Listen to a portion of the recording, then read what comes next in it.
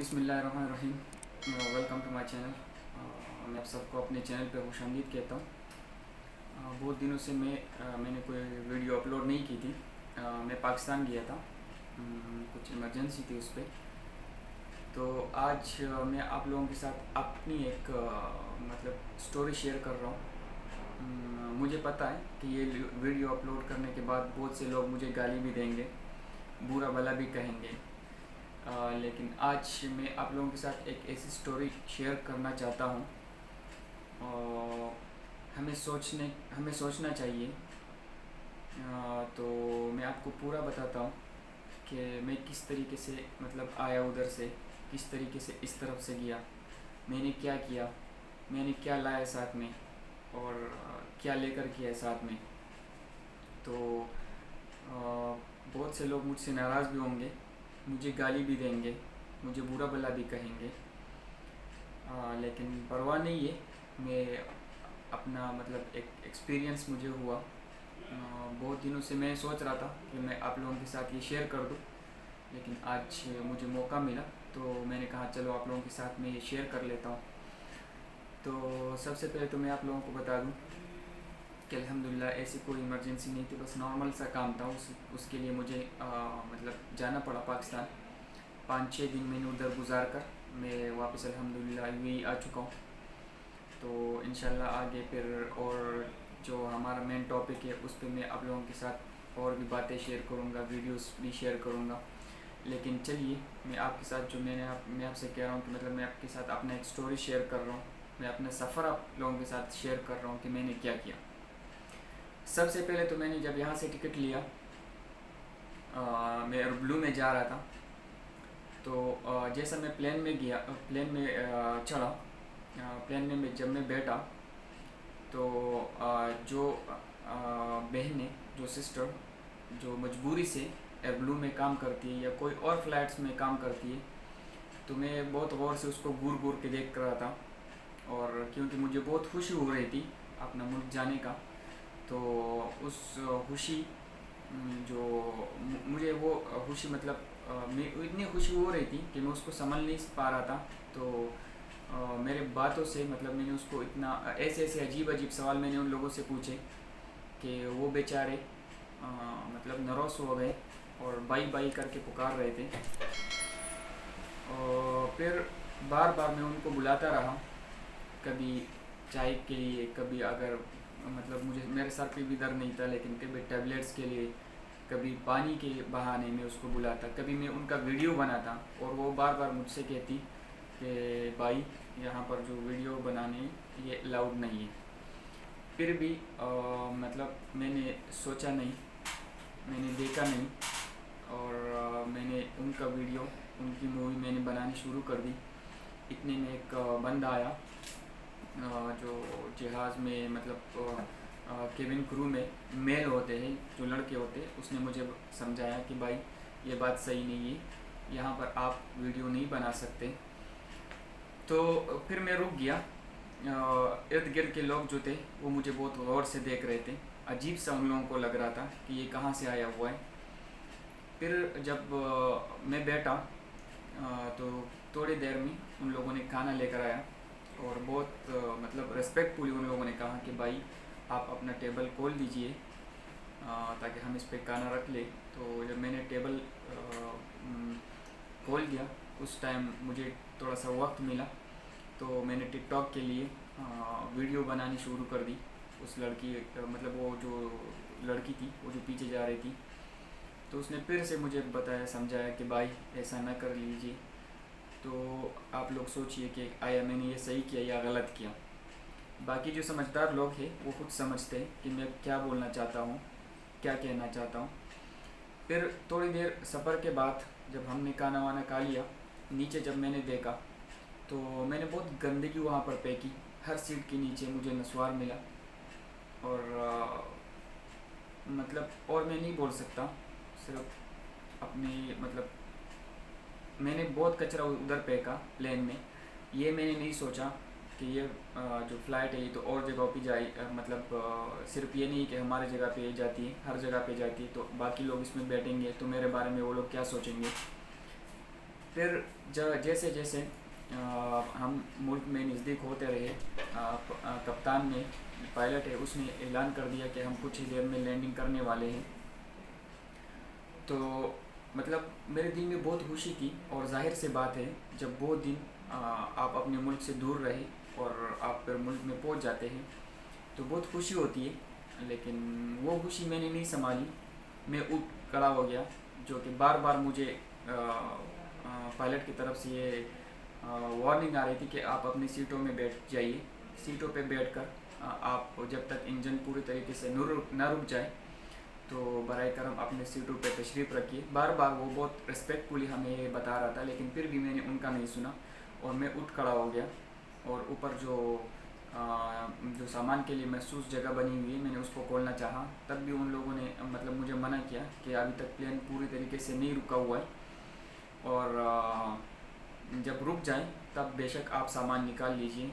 इसी दौरान मुझे थोड़ा टाइम मिला, तो मैंने वो जो एयर होस्टेस है उसके साथ बातें शुरू कर दी, और ऐसे ऐसे मनगढ़ंत सवाल मैंने उन लोगों से पूछे कि पता नहीं है कि उन लोगों ने मेरे बारे में क्या सोचा होगा।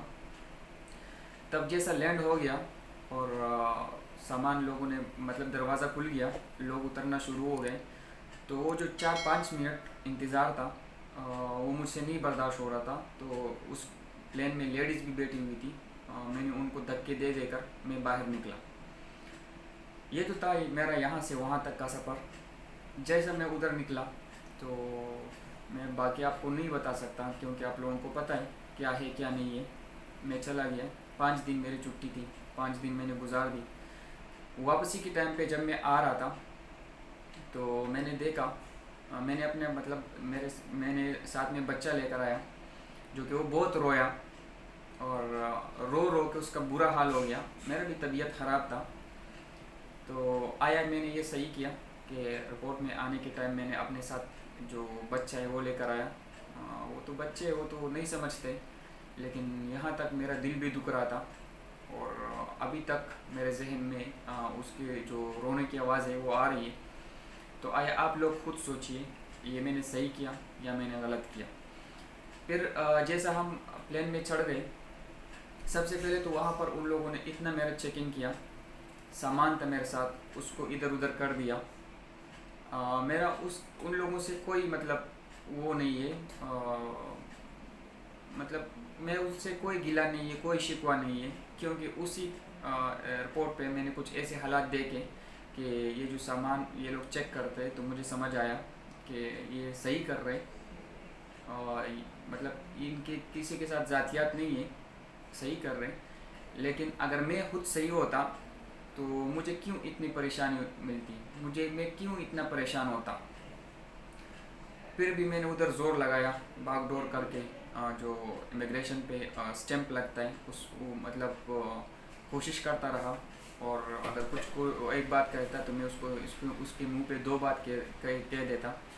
आखिरकार उन लोगों ने मुझे छोड़ दिया और मुझे एग्जैक्ट का स्टैंप लग गया, और मैं आया वेटिंग हॉल में। जैसा मैं वेटिंग हॉल पे पहुंच गया, वहाँ पर एक बंदा आ रहा था, उसके साथ एक लेडी थी, उसकी वाइफ होगी।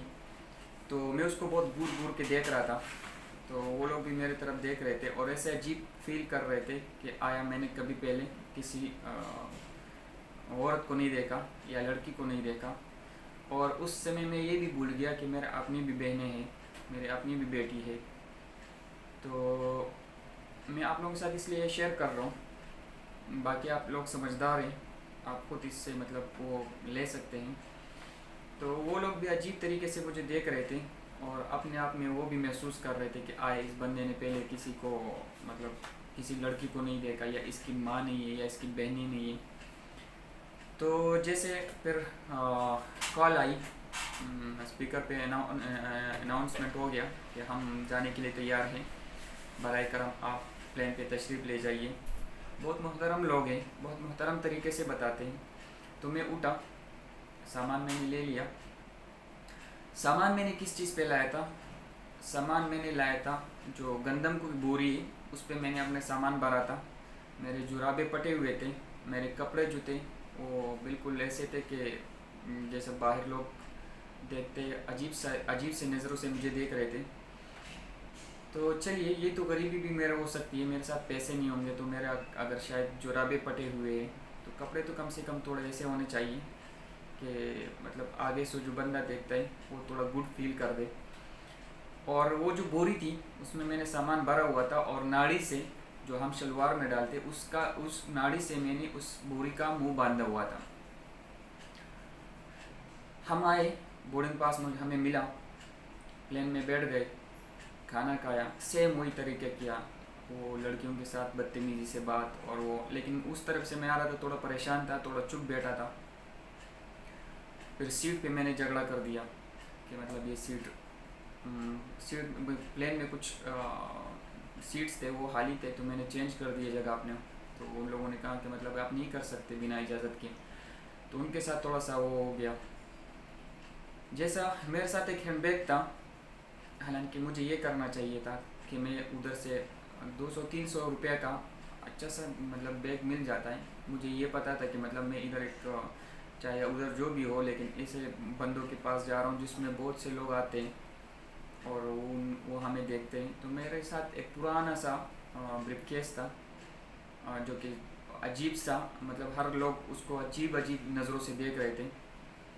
तो जब हमने टेकअप कर दिया, तकरीबन 3 घंटे ऐसे कुछ करके हम पहुंच गए, और इस एयरपोर्ट पे जब हम निकलने लगे तो मुझे अजीब सा फील हो गया, क्योंकि मैं उधर अजीब सा रवैया रख रहा था, मैं चिल्लाने लगा रहा था, मैं एक सवाल का 2-3 जवाब दे रहा था, मैं बिना डरे बहुत सा मतलब उनको जलील करता रहा। लेकिन जिस तरीके से मैं इधर पहुंच गया और मैं एयरपोर्ट पे निकल रहा था, तो मुझसे बिजली चली गई, और मैं इस तरीके से लाइन में खड़ा था जिस तरीके से मुझसे बिजली गई है। फिर मैं आया, यहाँ पर लोग एयरपोर्ट में सब मुझे देख रहे थे, अजीब अजीब नज़रों से देख रहे थे, और मेरा बैग भी ऐसा था कि मतलब वो बहुत पुराना था, और सामान भी वो जो गंदम की बोरी होती है उसमें मैंने भरा हुआ था, नाड़ी से मैंने उसका मुंह बांधा हुआ था। तो दो दो बंदे जहाँ पर खड़े होते थे तो एक दूसरे के साथ मिलकर मेरे ऊपर हंस रहे थे। फिर मैं इधर एयरपोर्ट से निकल आया, जैसे एयरपोर्ट पे मैं निकल आया तो अजीब सा लग रहा था कि मतलब जैसा कि मैं एक जोकर हूँ, और जोकर की तरह लोग मुझे देख रहे थे। तो बहुत सी कुछ ऐसी बातें और भी है जो मैं आप लोगों के साथ शेयर करना चाहता हूँ, लेकिन अभी फिर वीडियो बहुत लंबी हो जाएगी। तो मेरे जितने भी भाई हैं समझदार हैं, समझते बात को, तो वो कमेंट्स में मुझे लाजिम राय दें कि आया ये मैंने सही किया या मैंने गलत किया। मुझे ये करना चाहिए था कि मतलब जैसे मैं यहाँ से जाता, यहाँ पर जिस रिस्पेक्ट से मैं लोगों से मिलता हूँ उस रिस्पेक्ट से मुझे उधर भी लोगों से मिलना चाहिए।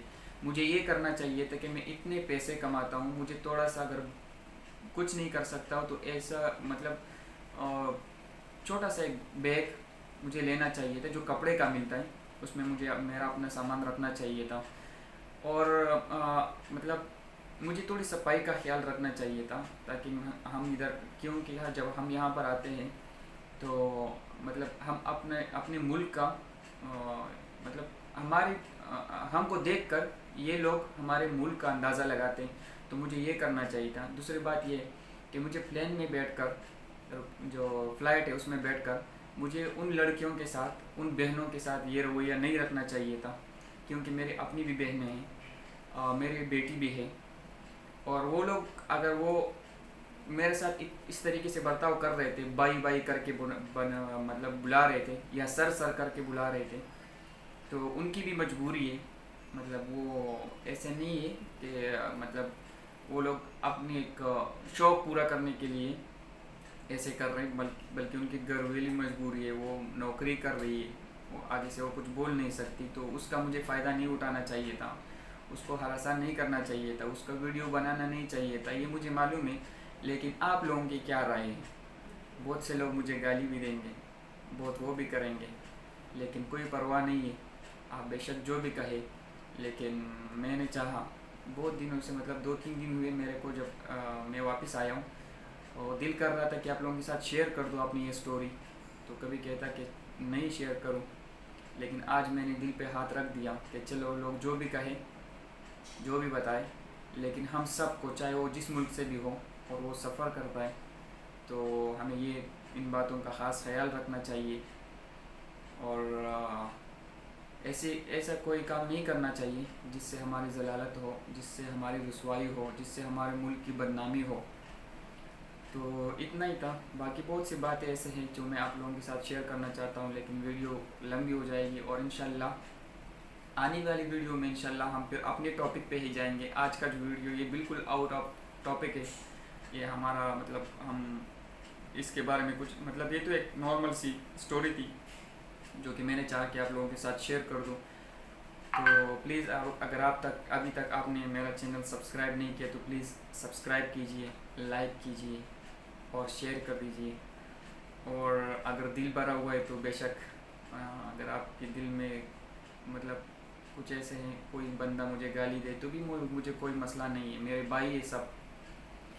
तो लास्ट में मैं आप लोगों के साथ आप लोगों से दुआओं की अपील करता हूँ। देखते रहिए, इंशाल्लाह जल्द मिलेंगे एक और वीडियो के साथ जो हमारा मेन टॉपिक है उसके। दुआओं में याद रखिए। अस्सलाम वालेकुम।